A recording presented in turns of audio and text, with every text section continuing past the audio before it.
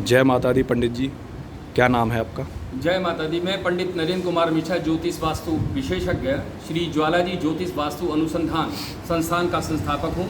श्री शिव मंदिर ज्वालाजी शक्तिपीठ से मैं आपको अपना संदेश भेज रहा हूँ। मेरा संदेश जनहित में है। किसी भी प्रकार से किसी भी विद्वान को ऊंचा नीचा करने की कोई मेरी अभिलाषा नहीं है। मैं सभी विद्वानों का सम्मान करते हुए एक ही बात कहना चाहूँगा कि आज ये जो रक्षाबंधन है, ये 11 तारीख को जो पूर्णमासी है, प्रातः 10:38 से प्रारंभ होगी और 12 तारीख को 7:05 तक रहेगी।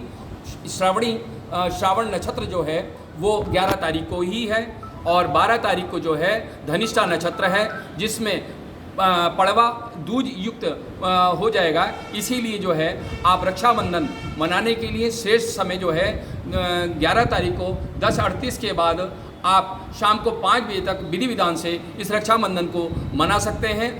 शाम को 5 बजे से लेके और 8:53 तक इसमें जो है आप रक्षाबंधन ना करें और रात्रि में 8:53 के बाद रक्षाबंधन कर सकते हैं सुबह 7:05 तक। और यदि किसी को इमरजेंसी कहीं कुछ जाना है, कुछ करना है और कहीं देर हो जाती है जाने में, ये पड़वा या दूज लग जाती है, तो उससे पहले आप पूर्णमासी में ही अपनी भाई का नाम लेकर के राखियाँ भगवान ठाकुर जी के चरणों में रख दीजिए। कहना, हे ठाकुर जी, ये राखियाँ आप स्वीकार कर लीजिए। अब मैं इस राखी को चाहे मैं पड़वा में बांधूँ या दूज में बांधूँ, कोई फर्क नहीं पड़ता, क्योंकि ये प्रेम का धागा है, प्रेम का सागर है और प्रेम का बंधन है। जैसे माता कुंती ने भगवान कृष्ण को, द्रौपदी ने भी भगवान कृष्ण को अपने साड़ी का पल्लू बांध करके अपना भाई बनाया था, ऐसी महाराजा बलि को पाताल में जाकर माता लक्ष्मी ने भी अपने साड़ी का पल्लू बांध करके, राखी बांध कर अपना भाई बनाया था। ऐसी प्रेम की गाथा, ऐसे प्रेम की स्थापना आप बनाइए। और इस दिन जो भी बहन अपने भाई की कलाई पे हरे रंग की राखी बांधती है, तो ऐसे भाई का बुद्ध श्रेष्ठ हो जाता है और बुद्ध श्रेष्ठ होने से बुद्धि अच्छी होती है और व्यापार कारोबार बहुत अच्छा हो जाता है। और अपने हाथों से बहन को, अपने भाई को भोजन कराना चाहिए। और इस दिन अपने भाई को जो भोजन कराती है बहन, उसके भाई की दीर्घायु होती है। और बाएं हाथ के अंगूठे से अपने भाई को तिलक लगाए ताकि उसकी आयु दीर्घ हो, और अपने हाथों से बना हुआ भोजन कराए और ताकि वो अमृत में वाणी को प्राप्त हो।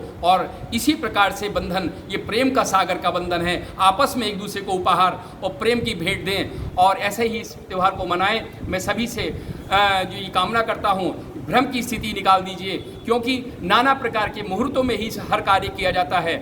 जैसे कि आपने देखा है कि जन्म के समय मूल देखे जाते हैं, मृतक के समय पंचक देखे जाते हैं, ऐसे ही रक्षाबंधन के समय श्रवणी नक्षत्र देखा जाता है, श्रवण नक्षत्र। तो श्रवण नक्षत्र जो है पूर्णमासी को 11 तारीख को ही है, उसके बाद श्रवण नक्षत्र नहीं है। तो फिर जब वो नक्षत्र ही नहीं तो मनाने का क्या औचित्य है। भद्रा केवल 2-2.5 घंटे की पूछ काल रहेगा, उसमें मैंने आपको बता दिया 5 से और 8 बजे तक आपको राखी नहीं बांधनी है। बाकी समय आप राखी बांध सकते हैं, ठाकुर जी को अर्पण करें, राखी बांधें और इसका त्यौहार की आप सभी को मंगल कामनाओं के साथ मैं शुभकामनाएं देता हूं। ये रक्षाबंधन आप सभी के लिए मंगलकारी हो और शुभ हो, मंगलमय हो।